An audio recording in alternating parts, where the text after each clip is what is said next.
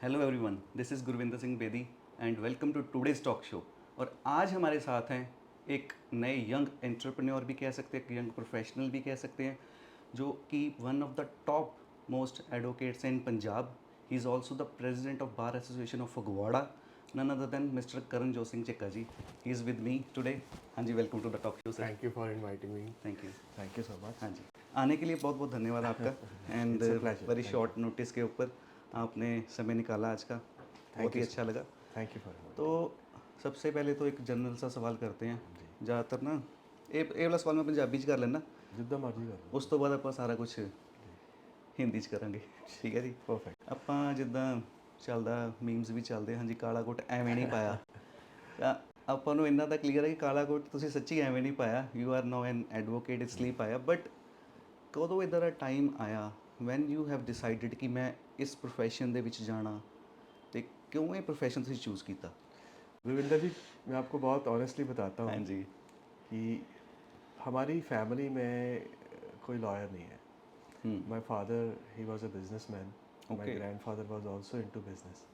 Okay. और जब मैं पढ़ रहा था, इवन दो हमारा बिजनेस ठीक ठाक चल रहा था, सब कुछ बढ़िया था, जब मैं अपनी 10th क्लास में था तो मैं बहुत कंफ्यूज था कि मैं अपने 11th और 12th में क्या सब्जेक्ट्स लूँ। वो हर कोई होता है, और इवन मेरे पेरेंट्स भी इस बात को लेके मेरे से वो रोज़ पूछते थे कि तेरा एरिया ऑफ इंटरेस्ट क्या है, तू करना क्या चाहता है। But I was blank. May be मैं अभी इतना अपने आप को फोकस कर नहीं पा रहा था कि मैं अपनी लाइफ को किधर लेके जाऊँ, क्योंकि बिजनेस फैमिलीज़ में कई बारी थोड़ी लेड बैक अप्रोच कहीं ना कहीं आपको दिखने को मिलती है। राइट। तो मेरी जो सिस्टर थी वो 12th में थी, मैं 10th में था। She was doing medical okay. And I had to choose my subjects कि मैं किस में जाऊँ। तो एक दिन मेरे ग्रैंडफादर ने मेरे को बोला कि यार करण, मैं चाहता हूँ कि मेरा पोता वकील बने अच्छा। और मेरी पोती डॉक्टर बने।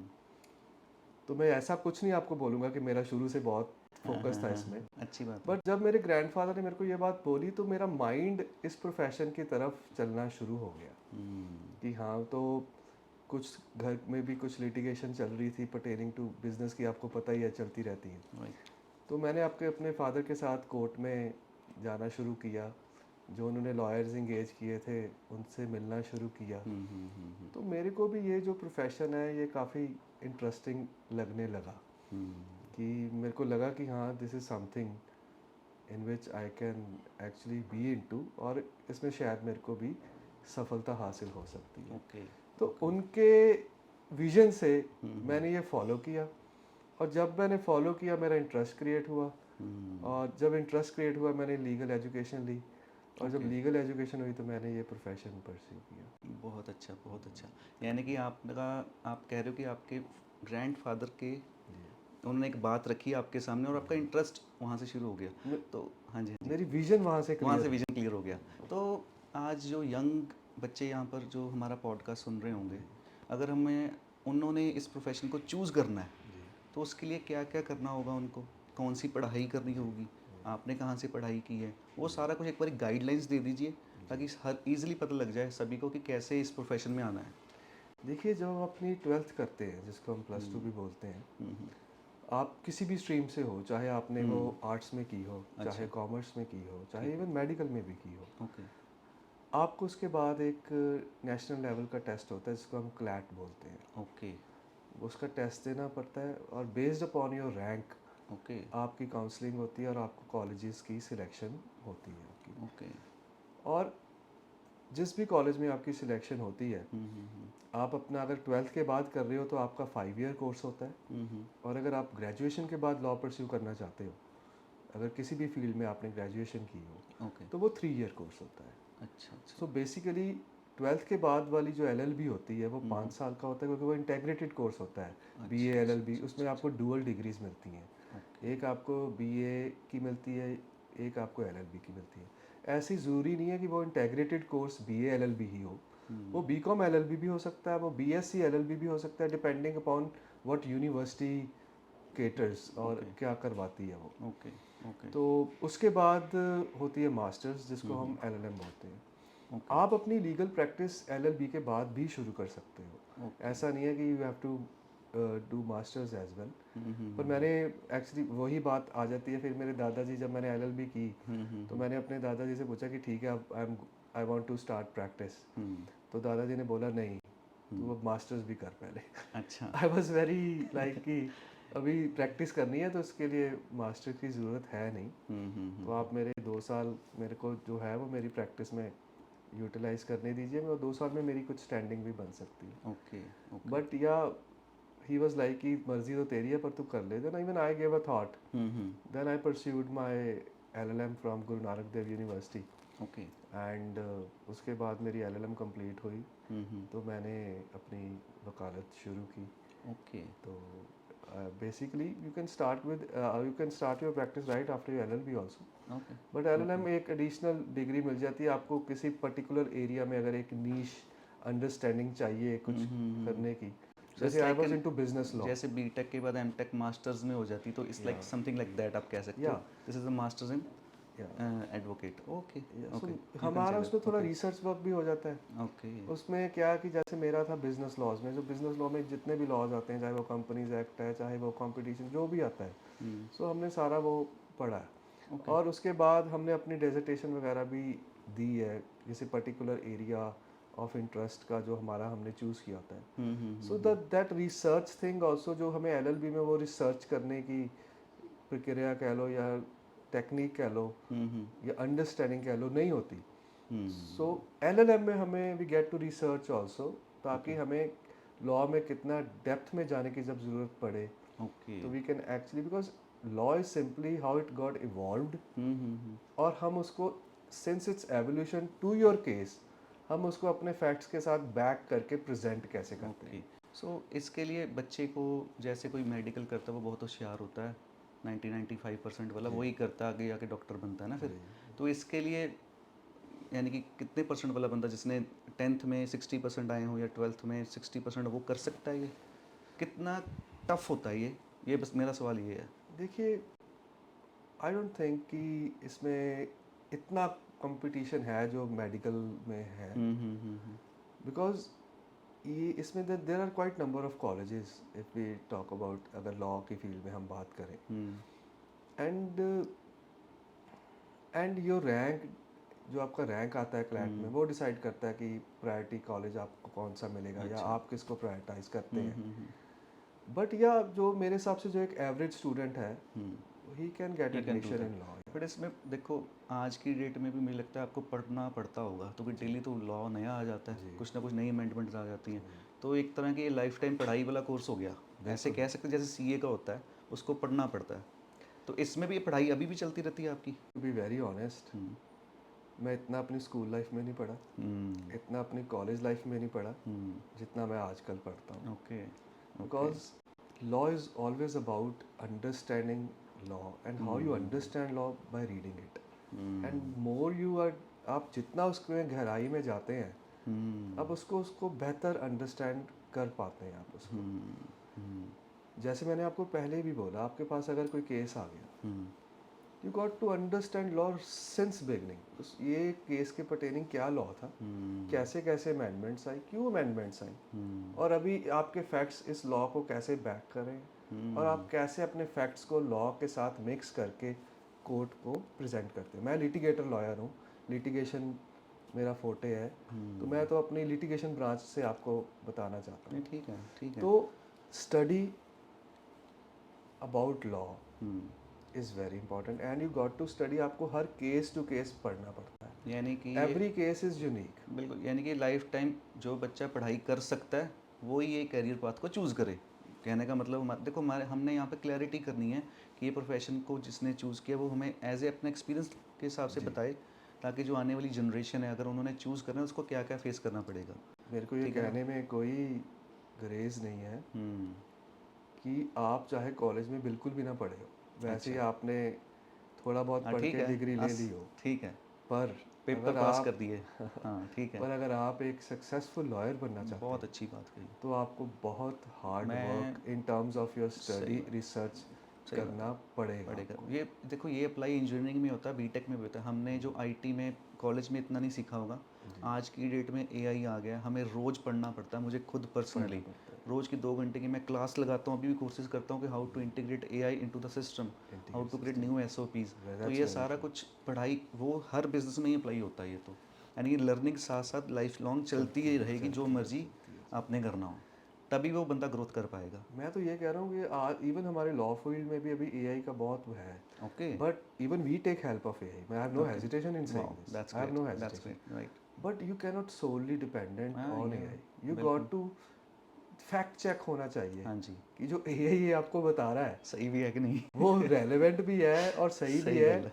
क्योंकि कई बारी वो आपकी जो क्वेश्चन होता है ना आपका, if he is not, what I feel is if AI is not able to get the apt answer, तो कुछ ना थोड़ा बहुत इधर उधर का वो मतलब जिससे उसको डेटा एक्सट्रैक्ट हुआ है वो करके आपको वैसा बना के दे भेज देता देता है। है, कई बार ही होता है, बिल्कुल तो बिल्कुल। ये चीज़ें लॉ में नहीं चलती। अगर आप अनइंटेंशनली भी कोर्ट में कुछ गलत बोल दो तो जो ऑपोजिट काउंसिल है ये कहेगा वो तो ये है ही। कोर्ट को मिसलीड कर रहा हाँ, एआई वाला है, एडवोकेट ये आ कोर्ट गया। को मिसलीड कर रहा है। नहीं, ये भी नहीं कहेगा ये AI वाला एआई प्लस एडवोकेट है। Common sense is really important यहाँ AI पर हम। no, AI plus common sense plus your own own research knowledge, right. in which you have verified that whether the information that is provided to you by AI या वो it is genuine right है, और वो right, authentic है। Very. उसके लिए AI आपका 20-25% काम तो करेगा, पर 75% काम है ना फिर भी लॉयर्स का, मैं अपनी फील्ड की बात कर रहा हूँ, बिल्कुल बिल्कुल। वो हमें खुद करना पड़ेगा, because we can not solely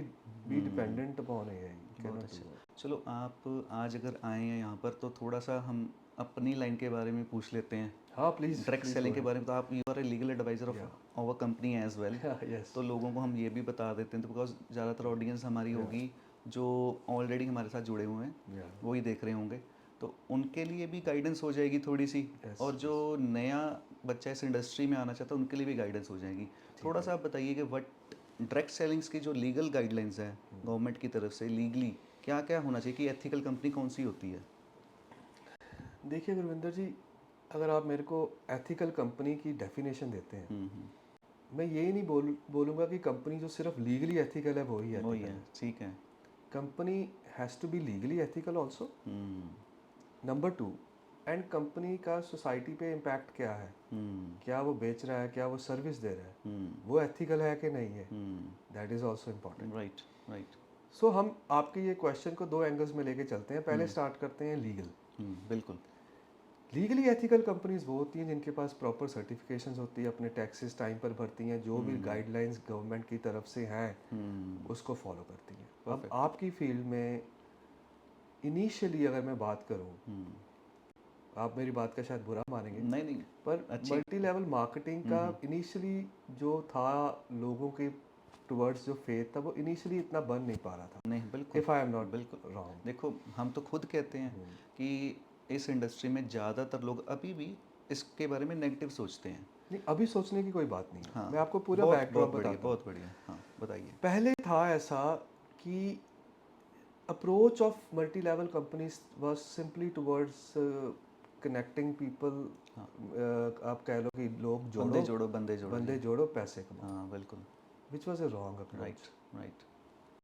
अगर मल्टी लेवल मार्केटिंग में इनकम जो डिराइव होती है और जो सर्कुलेशन होती है, अगर वो लोग जोड़ने से होती है, so it means you do not have any product, you have, आपका सोसाइटी पे कोई इम्पैक्ट नहीं है, आपका कोई प्रोडक्ट नहीं है, लोग आपको क्यों पैसे दे रहे हैं आपको वो डिफाइन करने का आपके पास कोई उसका कोई जवाब नहीं है। बिल्कुल ठीक। ये कैसा बिजनेस हुआ? मैं किसी को बोलूँ कि हाँ मेरे अंदर तू 4 बंदे ले आ और इतने पैसे ले, पैसे किस बात के सर्कुलेट हो रहे हैं? सही बात है। कोई प्रोडक्ट के पैसे सर्कुलेट हो रहे हैं? नो। कोई सर्विसेज के पैसे सर्कुलेट हो रहे हैं? No. This was the reason कि जो मल्टी लेवल मार्केटिंग पर लोग अपना फेथ रिपोज नहीं कर पा रहे थे, और गवर्नमेंट को भी प्रॉब्लम थी कि यह चल क्या रहा है, ये मनी सर्कुलेशन किस बात की है, किस बात की। बहुत अच्छा। फिर उसके बाद एक लॉ आया, उसमें ये जो सर्कुलेशन सिस्टम था वो प्रोहिबिट किया। ओके। उन्होंने ये बोला कि आप मल्टी लेवल मार्केटिंग अगर कर रहे हो, किस बात की कर रहे हो, it has to be defined. तो फिर एक लॉ उसमें, अब जो लेटेस्ट लॉ है जो कि कंज्यूमर प्रोटेक्शन डायरेक्ट सेलिंग 2019 का लॉ आया है अभी, उसमें भी ये बात बहुत इलेबोरेट की हुई है कि आप मल्टी लेवल मार्केटिंग कर सकते हो. It's a good business, you can build this business, okay. But it has to be either product driven या services. Very right, very nice. आप अपने अंडर जितने मर्जी बंदे लगाओ, बट वो काम तो कुछ करें ना. करें ना, बिल्कुल. क्या करें काम? इधर वो प्रोडक्ट बेचें आपका, बिल्कुल, बिल्कुल. प्रोडक्ट बेचें, कमीशन लें, अपना बिजनेस चलाएं, हम्म, ठीक है, और कोई सर्विस दें. बिल्कुल. ये तो जस्टिफाइबल है ना कि परफेक्ट. हमने कंपनी ज्वाइन की है, कंपनी ने हमें प्रोडक्ट दिया है और डायरेक्ट सेलिंग प्रोडक्ट है, उसकी कोई एडवर्टाइजमेंट नहीं. हम डायरेक्ट सेलिंग मेथड से, मेथडोलॉजी से उसको मार्केट में लाएंगे, वेरी नाइस. उसको मार्केट में फ्लोट करेंगे. बिल्कुल, बिल्कुल. तो वो प्रोडक्ट से जो हमें इनकम होगी उसमें हमारा इंसेंटिव होगा और कंपनी को पैसे जाएंगे. ये बात तो समझ में आ रही है. बिल्कुल ठीक. Same goes with the service as well. बिल्कुल अगर कोई सर्विस ओरिएंटेड इंडस्ट्री है, ओके. वो अपनी सर्विस देगा, सर्विस के पैसे लेगा, कंपनी को पैसे जाएंगे, बंदे को कमीशन जाएगा जो एम्प्लॉयड है, तो वो पैसे कमा रहे हैं. बहुत अच्छा. दिस इज समथिंग जो एक लीगल अंडरस्टैंडिंग में समझ आ रहा है. बहुत. तो जो इवन जो बंदे एमएलएम कंपनीज ज्वाइन कर रहे हैं वो भी ये चीज़ें देखें, whether that companies product service oriented और देर सिंपली वो कह रहे हैं कि बंदे इकट्ठे करो पैसे ले जाओ. अगर वो कंपनीज जो बंदे इकट्ठे करके पैसे इकट्ठे कर रहे हैं वो उसको लीगल सैंक्शन नहीं है, दैट आर इलीगल कंपनीज.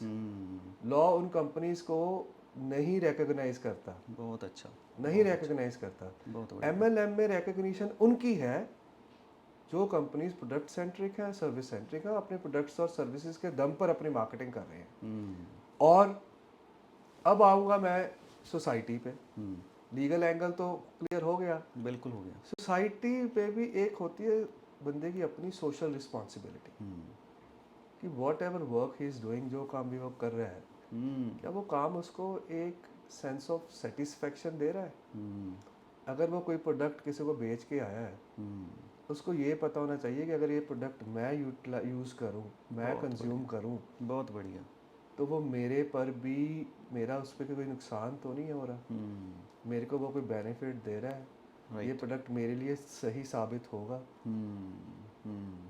बिल्कुल ठीक. सोसाइटी बिजनेस का मतलब इट्स नॉट ओनली अबाउट कि हम पैसे कमाएं. बिजनेस का मतलब है कि हमारे प्रोडक्ट्स का सोसाइटी पे एक इम्पैक्ट हो, हम कुछ कंट्रीब्यूट करें. Contribute not in terms, contribute का मतलब ये है कि आप अपना एक प्रोडक्ट दे रहे हो, आप जो बोल रहे हो वही वो कर रहा है. अगर आप कह रहे हो कि फॉर एग्जांपल आपका एक प्रोडक्ट है शिलाजीत, आपने लिख दिया कि इसके ये बेनिफिट्स हैं. बिल्कुल. क्या वो एक्चुअल में वो बेनिफिट्स दे रहा है कि नहीं दे रहा? बहुत अच्छा. अगर तो वो नहीं दे रहा, दैट मीन्स आप ब्लफ मार रहे हो लोगों के साथ, आप अनएथिकल तरीके से काम कर रहे हो. बहुत बढ़िया. तो आपका सोसाइटी पे कोई इम्पैक्ट नहीं है. बहुत बढ़िया. अगर वो वाकई आप जो बोल रहे हो वो डिलीवर कर रहे हो या उससे ज़्यादा डिलीवर कर रहे हो, तो उसका मतलब ये है कि आप बिजनेस तो कर ही रहे हो, पर आप एक, आपकी एक सोसाइटी के प्रति एक आपकी देन भी है. एंड यूर एक्चुअली आप अपनी एक रिस्पॉन्सिबिलिटी को बहुत अच्छी जिम्मेवारी से निभा रहे हैं. बहुत. तो लीगल एंगल और सोसाइटी का एंगल, जो सोशल रिस्पॉन्सिबिलिटी का एंगल, अगर किसी ने एमएलएम ज्वाइन करनी है तो ये दो चीज़ें देख के करें. एथिकली ठीक होना ज़रूरी है, लीगली ठीक होना कम ज़रूरी है पर बहुत ज़रूरी है. पर उससे पहले लीगली ठीक होना तब मायने रखेगा अगर आप एथिकली ठीक होंगे. बहुत अच्छा. सो एथिक्स कम्स फर्स्ट. राइट. अगर एथिक्स ठीक है तो कोई लॉ ऐसा नहीं दुनिया में बना जो सही एथिक्स को कहे ये लॉ में कवर नहीं होता. बहुत बढ़िया, बहुत बढ़िया. सर, आपके पॉइंट ऑफ व्यू से ये बात को सुनना ना मेरे लिए भी बहुत इंटरेस्टिंग भी था और लर्निंग का प्रोसेस भी था.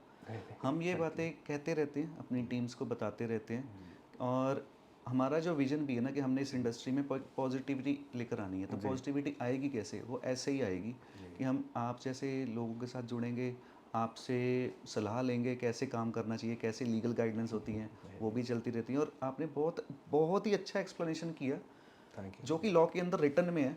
आपने इसको वही डिफाइन कर दिया कि हम जो मार्केट में अगर कोई प्रोडक्ट बेचने जा रहे हैं, अगर वो प्रोडक्ट आप खुद यूज़ कर सकते हो और उसके रिजल्ट्स हैं, आप एथिकली सामने वाले बंदे को वही प्रोडक्ट दे रहे हो जिसकी उसको रिक्वायरमेंट है, तो ये आप सही बिजनेस कर रहे हो. तो इससे सही बिजनेस और कोई हो नहीं सकता, अगर चाहे वो आप ट्रेडिशनल बिजनेस कर लो, चाहे डायरेक्ट सेलिंग में कर लो, एमएलएम में कर लो, चाहे कोई भी काम कर लो। तो ये भी पार्ट बहुत अच्छा रहा कि हमने डायरेक्ट सेलिंग के बारे में बात कर ली, Thank you. आपकी जर्नी के बारे में बात कर ली। इसके अलावा भी we are friends as well from last 15-20 years, उससे Yes, भी ज़्यादा होगा, childhood बचपन से friends, family childhood, friends, हाँ फैमिली family फ्रेंड्स क्या friends. कह सकते हैं। और मुझे पता है आपको पहले मॉडलिंग का भी शौक था, इस लाइन में भी आप आए थे, इन बिटवीन आपने मॉडलिंग भी की कुछ टाइम, Yes, yes, चाहे पढ़ते हुए की थी, मुझे Yeah, ऐसा I was याद नहीं है। student यू आर था मैं स्टूडेंट तब. Eight that time, Yes, okay. yes. सो उसके बारे में थोड़ा सा बता दीजिए। ऐसा हुआ सर कि जब आप कॉलेज में होते हो ना, मेरा मेरा मॉडलिंग का बाय एक्सीडेंट था। मैं I Okay. Have no hesitation in saying. Okay, that's good. कैसे हुआ मैं बताता हूँ आपको। जब मैं कॉलेज में था, अभी जब सभी कॉलेज में होते हैं तो मैं जैसे ये दो कैटेगरी के बच्चे ज़्यादातर होते हैं। एक तो होते हैं बहुत ही जो पढ़ाई को बहुत ज़्यादा पढ़ाकू होते हैं, पढ़ते हैं, उनका कॉलेज आने का मोटिव होता है कि हमने पढ़ना है, कुछ करना है, ये है वो है। दूसरे होते हैं जिनका होता है कि पढ़ना तो चलो है ही, पर अपने आप को एक अच्छी ढंग से प्रेजेंट भी करना होता है कि कॉलेज में मैं अच्छे कपड़े डाल के जाऊँ, स्मार्ट बन के आप जाऊँ, खुल के नहीं बता रहे। स्मार्ट बन के समझ जाऊँ, गए, पर ऑडियंस भी समझ गई है। नोटिस हूँ लोगों में, चलो खुल सही के है। बता देते हैं। सही है, सही है। तो ऐसा मेरे में ना मैं ये नहीं कहूँगा कि ये रीज़न था, but I had penchant of dressing myself. ठीक है, ठीक है। मैं कॉलेज टाइम में बहुत पर्टिकुलर था कि what should I wear, how should I look. तो मेरे में ना एक ड्रेसिंग को लेके, तैयार होने को लेके, अच्छे कपड़े डालने को लेके एक पैशन सा था मेरे को, और मैं वो पहन कर जाता बहुत था। अच्छी बात है। तो एक मैं ब्रांड था उस वक्त, लुइस फिलिप, ओके, या तो वेरी गुड उसका मैं ब्रांड, या। उसके कपड़े मेरे को अच्छे लगते थे उस वक्त, and I used to shop उस ब्रांड से।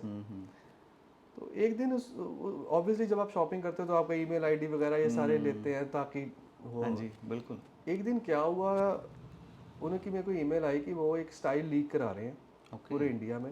ओके। तो अगर आप वो स्टाइल लीग में आपकी फ़ोटो सिलेक्ट होती है तो आपको बॉम्बे बुलाया जाएगा।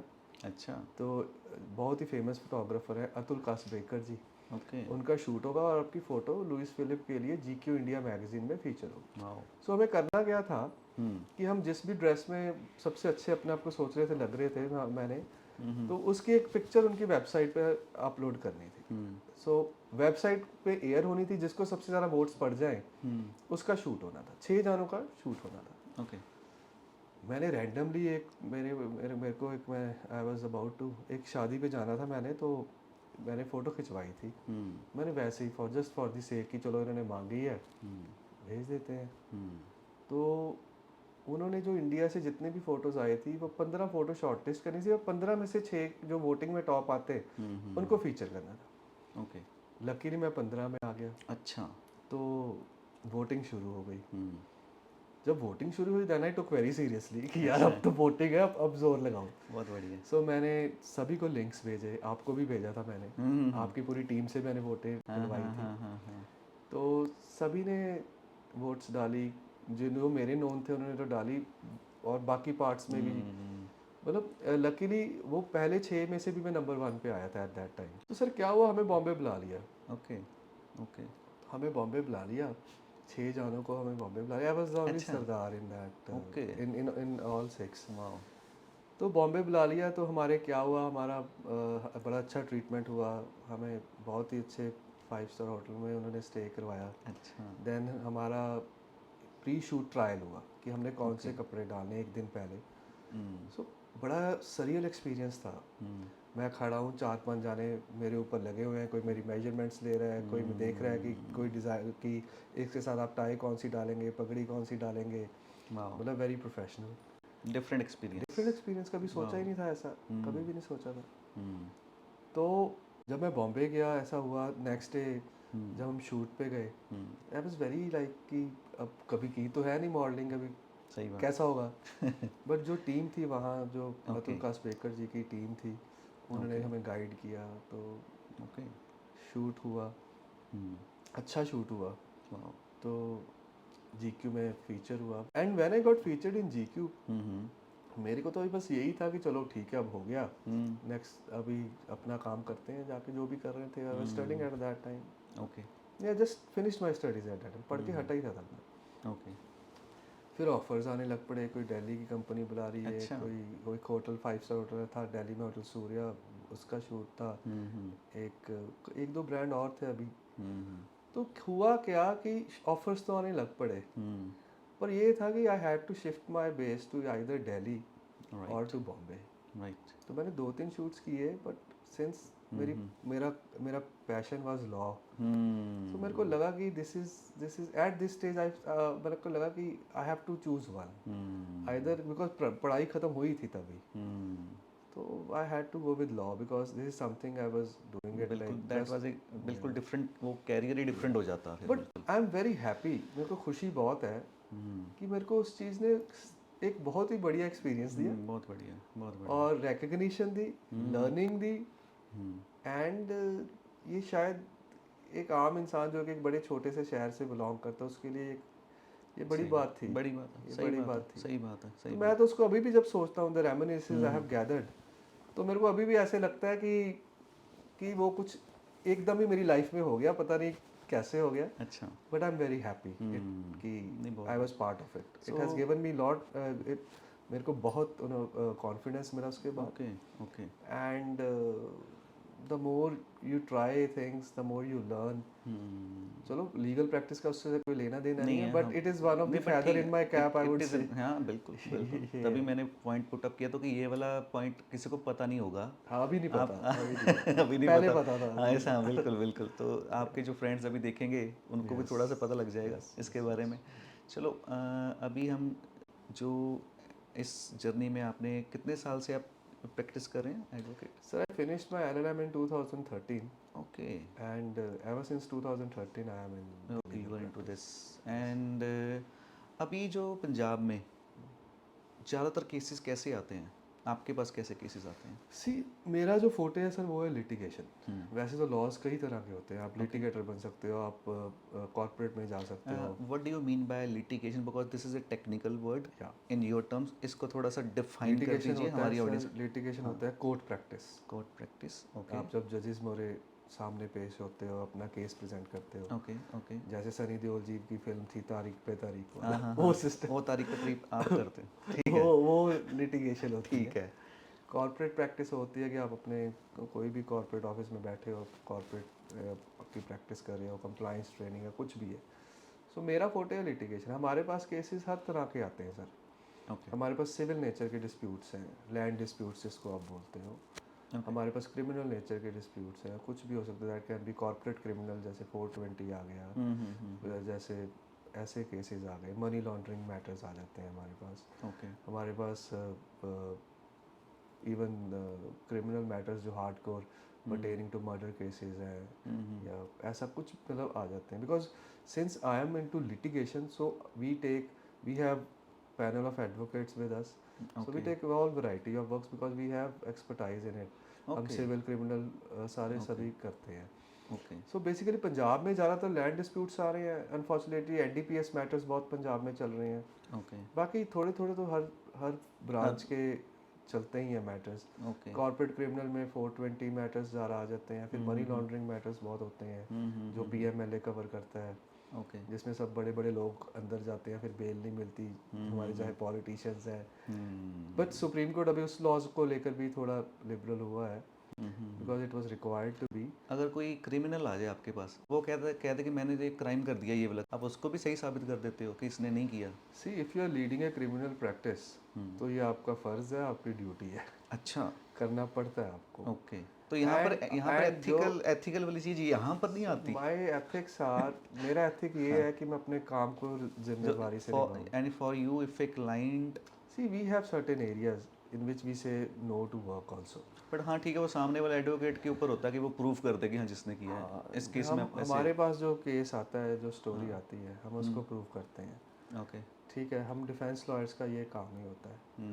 ठीक है, बट हम as per even the law says, जो हमारा एडवोकेट्स एक्ट है और जो लॉ है, वो भी यही कहता है कि अगर कोई क्लाइंट आपके पास अप्रोच करे okay and if you are doing a practice then you cannot say no to a client from home you know आप जिससे तभी अपना गवर्नमेंट कसाब को भी हाँ, एडवोकेट वो देती उसका है। राइट था। राइट है, ओके। कसाब को लॉयर गवर्नमेंट ने क्यों दिया? हम्म, क्योंकि ये लॉ है कि कोई भी बंदा बिना लीगल हेल्प के, it is his fundamental right right, कि आप अपनी लीगल हेल्प आपको मिलनी है। अगर आप पैसे भी नहीं अफोर्ड कर सकते तो सरकार ने आपको फ्री प्रोवाइड करनी एंड है। इट इज़ योर ड्यूटी कि इट इज़ अगर legal aid, and it legal is aid. Your duty to you handle that client as well. Yes okay, yes, and you got to fight for him like जैसे आपका यानी कि आपका उनकी फर्ज सज़ा है कम से कम करवा दो। कम ये से कम करवा दो। हाँ, जो भी ठीक है, केस जो के भी हो मेरिट्स सकता हैं आपको उस पर फाइट करना पड़ेगा, what ever merits what the ever case. Merit. हाँ, ओके ओके। कई बारी बेगुनाह जो होते हैं उनको हम्म, कन्विक्शन हो जाती है। हाँ ये भी है। कई बारी जो हाँ, जो इसको एक्चुअल जिसने क्राइम किया है वो बरी हो जाते हाँ हैं। ये भी है। सो व्हाट यू कानून लॉयर की अंधा जिम्मेवारी, कानून इसको ही कहते हैं ना। लॉयर की जिम्मेवारी यही है हाँ। कि जो उसके पास फाइल है, जो उसके पास फैक्ट्स हैं, हम्म, उसको कितनी बेहतरी से वो लॉ की सहायता से अपने क्लाइंट को डिफेंड कर सके ओके। या उसके लिए फाइट कर सके। तो जैसे अभी वही ना, अभी मेरे मन में और भी क्वेश्चंस क्रिएट हो रहे जी। हैं। Like we are into industry of drug selling and हम उसके बारे में सोचते हैं कि इसमें क्या क्या इम्प्रूवमेंट्स होनी चाहिए। You are into field where law में क्या है कि हम वही बात आ जाती है, तारीख पे तारीख, तारीख पे तारीख। आपको नहीं लगता है इसका भी कोई सिंपल सोल्यूशन, या कैसे इसको इम्प्रोवाइजेशन किया जाए कि हमें भी एक कॉमन इंसान को ये ना सोचना पड़े कि यार मुझे कोई केस करना है तो मुझे बार बार वहाँ पे जाना पड़ेगा, मुझे दिक्कतें झेलनी पड़ेंगी, मैं अपना काम करूँ, अपनी जॉब करूँ, अपना बिजनेस करूँ, या मैं लीगल वाले इश्यूज़ में पढ़ूँ। तो वो इजी प्रोसेस नहीं होना चाहिए। ये भी एज ए कॉमन मैन को ना डिफ़िकल्टी लगता है कोर्ट कचहरी के चक्कर काटना। ये आपका बहुत ही अच्छा क्वेश्चन है हम्म, और मैं आपके माध्यम से हम्म, अपने दिल की बात बताना हाँ चाहता हूँ। बिल्कुल। देखिए, गवर्नमेंट्स भी इस चीज़ को प्रमोट करेंगे। Hmm, we should always press for mediation first, okay dispute resolution, okay. Arbitration. Hmm, उसका क्या होता है कि कई बारी बात इतनी बड़ी भी नहीं होती, हम्म, वो एक दो सिटिंग्स में ही ख़त्म हो हम्म, सकती है। हम्म, पर जब हम उसको लिटिगेशन में डाल देते हैं वो काफ़ी साल ले लेती है। हम्म, तो अभी जो सुप्रीम कोर्ट की भी गाइडलाइंस हैं, जो रूल्स हैं, वो ये कह रहे हैं कि कोई भी मैटर जब आपके पास पहले आता है ना, you should press mediation for that matter. अगर मीडिएट हो जाए तो वो लिटिगेशन का कम हो जाएगी और लिटिगेशन में जाने की ज़रूरत नहीं पड़ेगी। सही बात है। देखो, लिटिगेशन टेक्स टाइम गुरविंदर जी। हम्म, आप ट्रायल कोर्ट में जाएंगे, उसके बाद आप डिस्ट्रिक्ट कोर्ट में जाएंगे, आप हाई कोर्ट में जाएंगे, आप सेशन कोर्ट में जाएंगे, ये 20-25 साल ले लेगा आपका। मेरे को ये कहने में कोई हेजिटेशन नहीं है। बीइंग ए लीगल प्रोफेशनल मैं ये खुद बोलता हूँ कि ये टाइम लगेगा sir. So this is same in all countries. बाहर भी ऐसे होता है। सी, बाहर होता तो है टाइम, लिटिगेशन टाइम लेती है, पर बाहर लिटिगेशन पर लिटिगेशन तक केस, अगर आप अच्छी कंट्रीज़ की बात करो जैसे डेवलप्ड नेशंस हैं, you talk about USA, UK, उसमें क्या होता है कि वो लॉयर्स इतने के एम्पावर्ड हैं कि अगर कोई लॉयर के पास मैटर आता है तो लॉयर पहले तो अपने ऑफिस में भी दूसरी पार्टी को बुला के हाँ कर सकता है, and that party can also come with his और हर लॉयर। बिल्कुल। तो वहीं पर वो सोल्यूशन कर देते हैं। जैसे हम सीरीज में देखते हैं, सूट्स वगैरह हाँ चलता है, सूट्स में, तो हाँ बिल्कुल उसमें वो सही दिखाते हैं। सही है। वो इंडिया में नहीं वो पॉसिबिलिटी होती हो। मैं आपको बताता हूँ। सो बेसिकली 50% ऑफ मैटर्स तो एक कॉन्फ्रेंस रूम में ही सॉल्व हो जाते हैं वहाँ ओके पे, in the presence of legal कह लो प्रैक्टिशनर्स। या बिल्कुल। और जब वो सेटलमेंट हो जाती है, वो it is reduced into writing, तो वो एग्जीक्यूट हो परफेक्ट, जाती है। हाँ बिल्कुल। सो तारीख पे तारीख वाली बात तो खत्म रहती ही हो नहीं है, गई। हाँ। तो इधर नहीं हो सकता ये काम। और अगर आपको लिटिगेशन में जाना ही पड़े, इफ़ योर मीडिएशन जो कॉन्फ्रेंस रूम में जैसे मैंने बोला वो फेल हो जाती है, तो उसका ये है कि अगर जो पार्टी लूज करेगी they will have to pay all the expenses. It has to, तो बिल्कुल। कोई भी बंदा अगर जाता है तो उसको ये पता होगा कि अगर मैं हार गया, मेरे को जज की फीस, मेरे को सारे दूसरे काउंसिल की फीस, मेरे को अपनी फीस, मेरे को लिटिगेशन एक्सपेंस सारे खुद बेयर करने पड़ेंगे। सो वहाँ पे जो लिटिगेशन कम हो रही है उसका ये कारण है कि वहाँ पे लॉयर्स बहुत एम्पावर्ड है। लॉयर्स बहुत एम्पावर्ड है। वो अपने लेवल पे ही सॉल्व कर देते हैं Yes, सारा ये केस। प्रैक्टिस इंडिया में अभी शुरू हो रही है, बहुत अच्छा, स्टार्ट हो रही है। बहुत अच्छी बात। मीडिएशंस जो ट्रायल कोर्ट में भी अभी कोर्ट ने मीडिएटर्स अपॉइंट करने शुरू कर दिए हैं, आगे नहीं था। अभी तो कोई जैसे फगवाड़ा की भी कोर्ट है जो एक सब डिवीजन कोर्ट है, उसमें भी मीडिएटर्स आ गए हैं।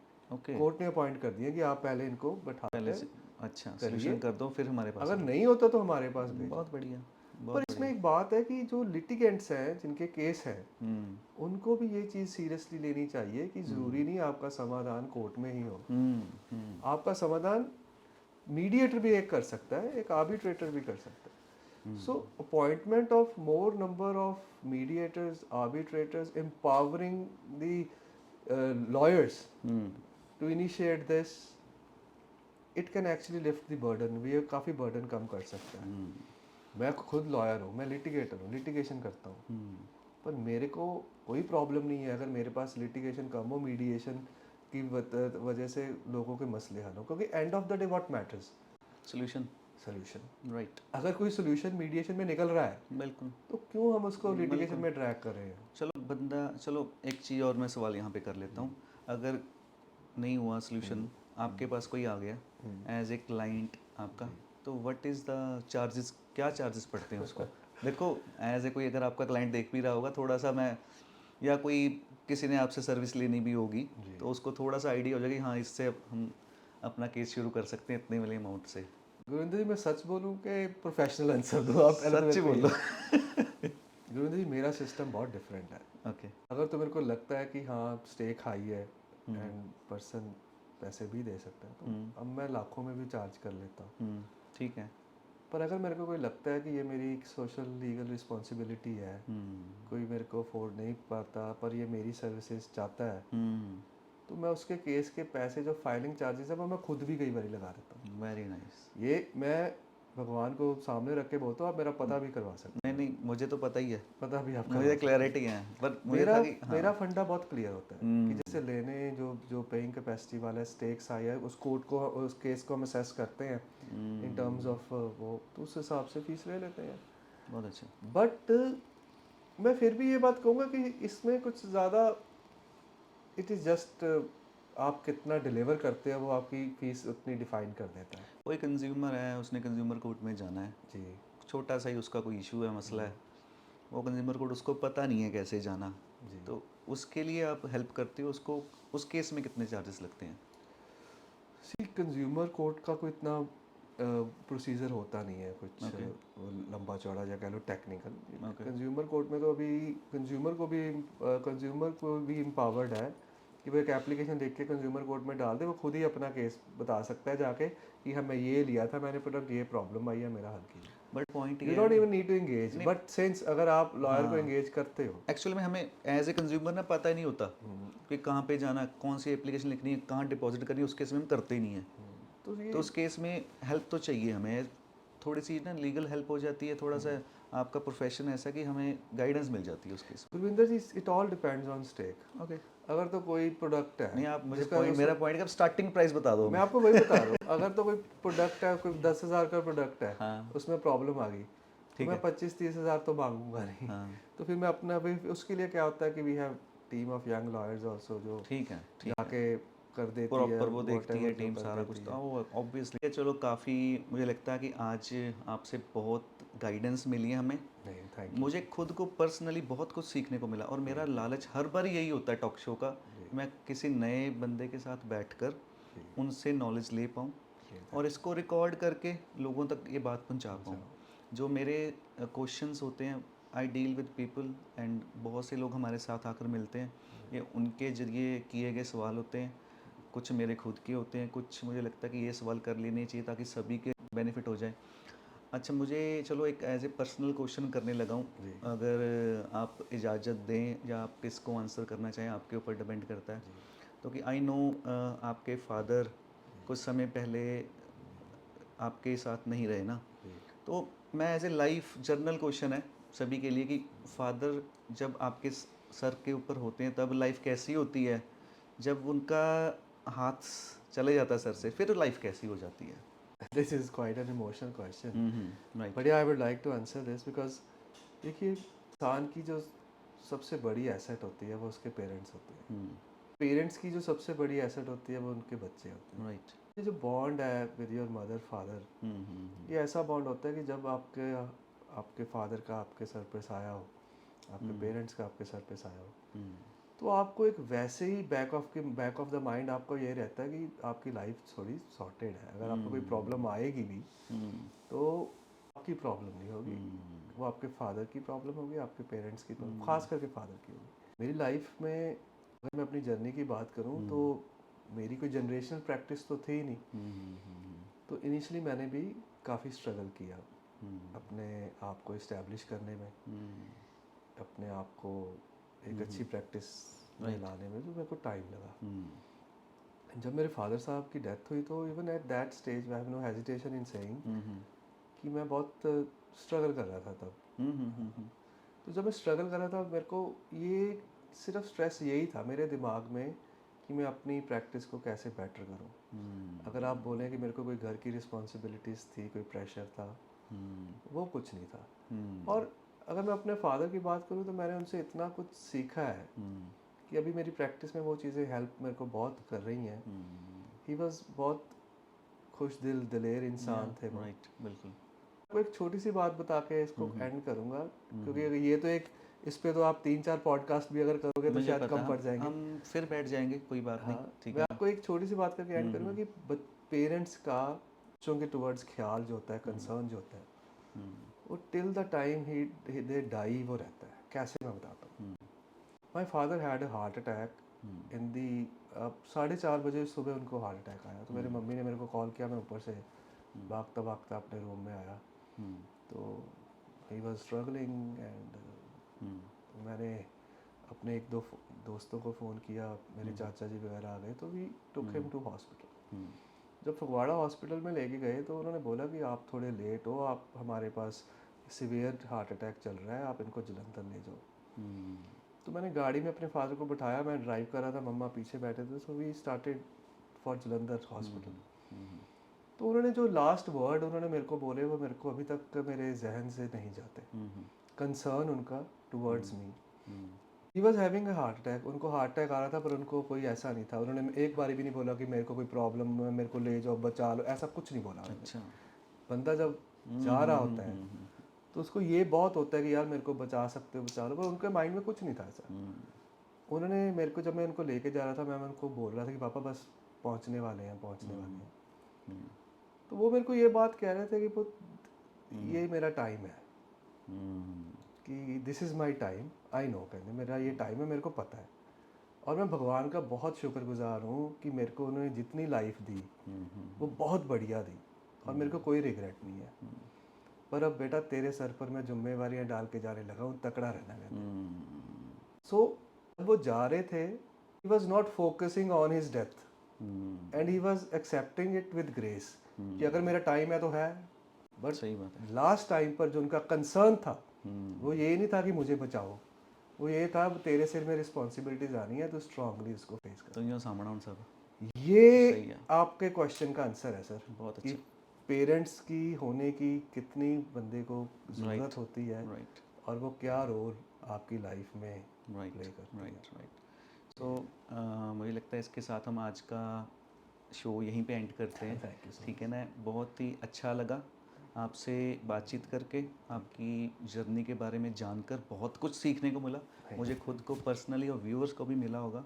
आप कमेंट करके ज़रूर बताइएगा कैसा लगा आपको ये टॉक शो। अगर आप चाहते हैं इनके साथ और भी लीगल डिस्कशंस करनी चाहिए, हमें कुछ और नॉलेज लेना चाहते हो आप इसके बारे में, ड्रग सेलिंग के बारे में या किसी और गाइडेंस के बारे में, आप नोट करके कमेंट बॉक्स में डाल दीजिए। हम फिर बैठ जाएंगे दोबारा, पार्ट 2 रखेंगे इसका, फिर उसके ऊपर सिर्फ वो क्वेश्चन आंसरिंग के ऊपर बातचीत कर लेंगे इसके ऊपर।